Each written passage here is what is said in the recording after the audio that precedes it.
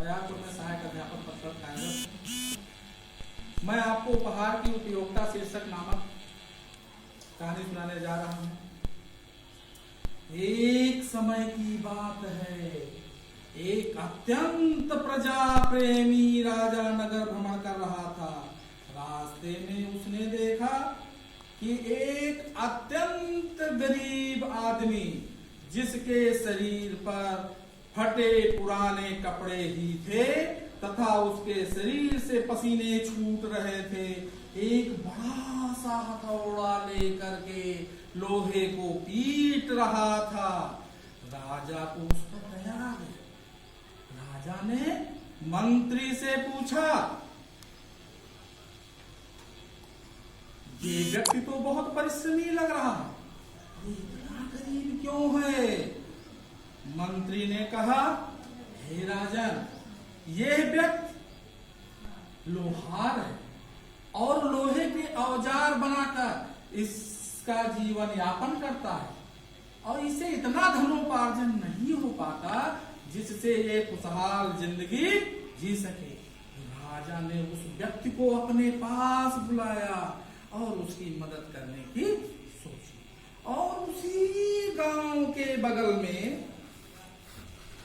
एक चंदन के पेड़ का भार उस लोहार को दे दिया, यह सोचकर कि इस चंदन के पेड़ का ये सदुपयोग करके खुशहाल जिंदगी जीने। इस घटना को काफी दिन बीत गए और राजा एक बार पुनः वो नगर भ्रमण को जाते हुए अचानक उसे उस लोहार की याद आई। उसने मंत्री से कहा, अरे अब तो वो लोहार चंदन का सदुपयोग करके बहुत संपन्न हो गया, चलो देखते हैं ये कैसा उसका हाल है।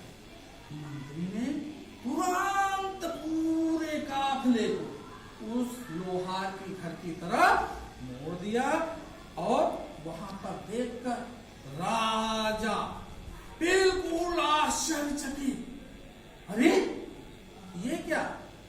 ये मनुष्य तो पहले से भी जीर्ण शीर्ण हो चुका है और इसकी गरीबी बराबर बनी हुई है।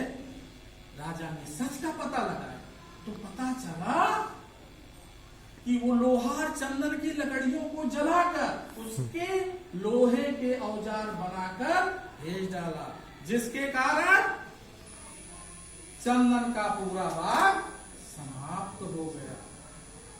राजा को बड़ा क्रोध आया। उसने कहा, तुम्हारे पास एक आध लकड़ी बची है क्या? उसने कहा, राजन, मेरे पास सिर्फ कुल्हाड़ी का बेग बचा। राजा ने उसकी उपयोगिता को समझाने के लिए तुरंत उसे व्यापारी के पास भेज दिया। वो वहां पर पहुंचकर व्यापारी से उसके बदले काफी पैसा पाया। अब अपनी मूर्खता और उसकी कीमत पर विश्वास नहीं कर पा रहा था। उसके पश्चाताप से आंख में आंसू बहने लगे। वो दौड़ा दौड़ा राजा के पास आया और राजा के पास पहुंच करके राजा से विनती करने लगा, हे राजन, एक बार और हमको भेंट दे दिया जाए। राजा ने उससे कहा कि ये भेंट बार बार नहीं मिलती। प्रकृति द्वारा प्रदत्त प्राकृतिक संसाधन एवं हमारी भारतीय संस्कृति एवं विरासत ठीक उसी चंदन की तरह प्राप्त हमको भेंट है।